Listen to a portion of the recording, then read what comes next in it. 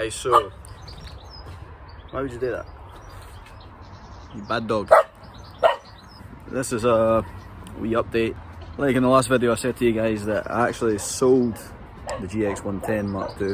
I sold it to kind of like fund a few other projects that I've got on the go because I didn't really have the time to drive it or kind of to, you know, appreciate it. Sold it to a guy who really seems to like the car, so happy for him, glad it's going to a good home. I obviously had something else on the way already before I even planned on selling it. Something a bit different. It's not a drift car, and it's not really a normal kind of car either. It's quite something a bit quirky and different.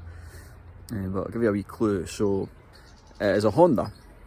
Now immediately you think to yourself, it's probably like a Civic or something, you know, something Raj. It's not a Civic, and it's not front wheel drive. So you're like, it's a Honda, but it's not front wheel drive. So that kind of narrows it down to like, you know, an NSX or an S2000 or something. Now I'm not that loaded, and like I said, it's not rear wheel drive. It's actually 4-wheel drive, and it doesn't have 4 cylinders. It's actually got an odd number of cylinders.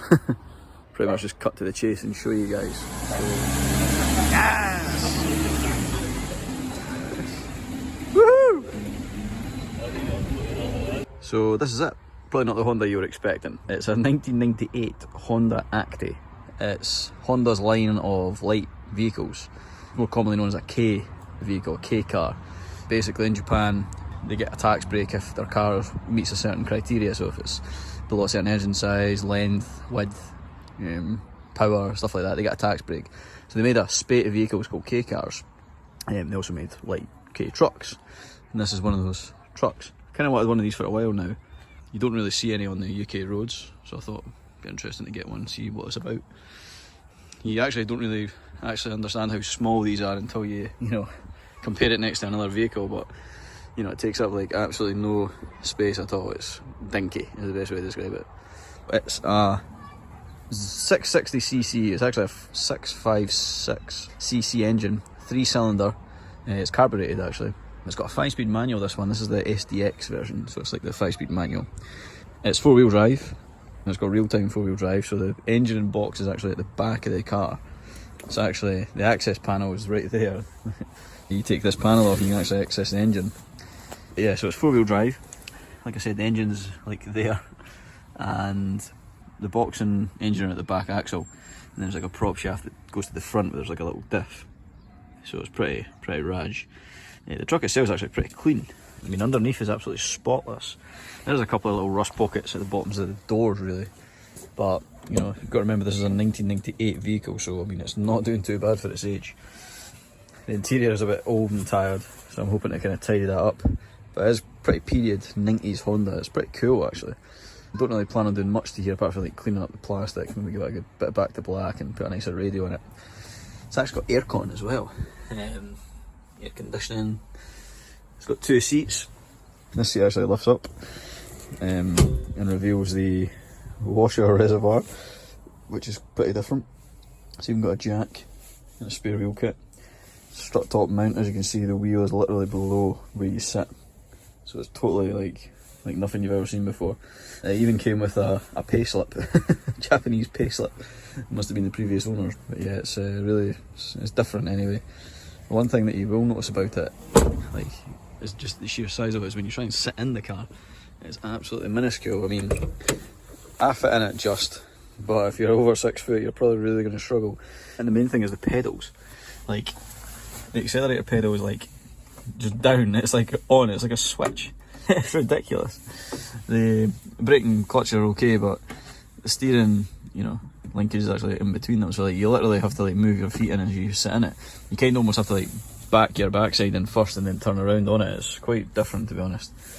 Yeah, you can tell it's a pretty basic model truck. It's nothing exciting in here, nothing really luxury, you know, no steering adjustment or anything like that.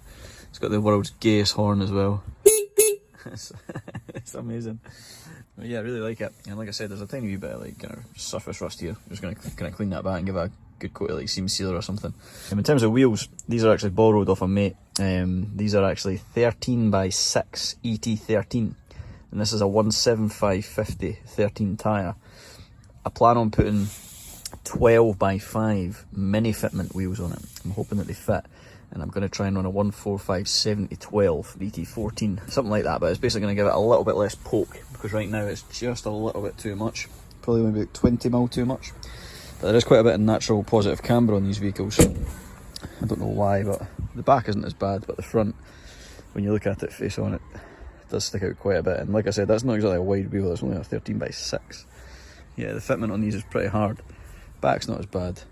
Yeah, I would certainly say that the better offset wheels would be a win, but you also don't want to hit any of the, you know, the strut and stuff like that. So, plans for this truck, I was originally going to put a tyre machine on the bed, hook up a generator and an air compressor, take it to drifting, use it as like a support vehicle, just put my tyres on the back of it, hook up a trailer to it, stuff like that. But what I might do instead, rather than kind of dedicate the bed to a tyre machine, is just put a tow bar on it, use it to trailer my trailer up and to the track, and just use it as a support vehicle. It's quite handy, and you don't have to worry about any dings or anything like that, because it's already got quite a few scratches already. So the battery sits here on the outside, there's a little cover there.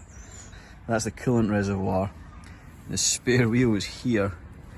The dipstick is there, if you can just about see it. The oil like filler is there. You can see it's got leaf springs on the back. It's actually got like a pretty new exhaust, to be honest. It's like fairly new. Those are the standard wheels on the bed. They're 12 by 3.5, running 145 80 12s. They're obviously light truck tyres, but I don't really want to run those. Got the fuel tank and the fuel filler. And the most interesting thing is the brake fluid reservoir.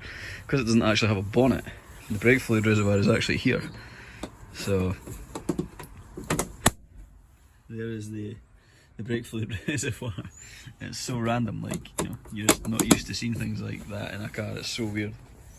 Yeah, like I said, there's no bonnet, so yeah, there's nothing to like pull or anything like that, so it's a really quirky vehicle. Can't wait to get my hands on it and make it my own. A lot of people are like, what made you buy this? What are you going to use this for? And it's like, I just wanted one. Like, I've never ever seen one, and if anyone knows me, I don't like to be a sheep and copy everyone else. I like to try and be different, just to kind of stand out. So yeah, I think it's going to stand out, definitely.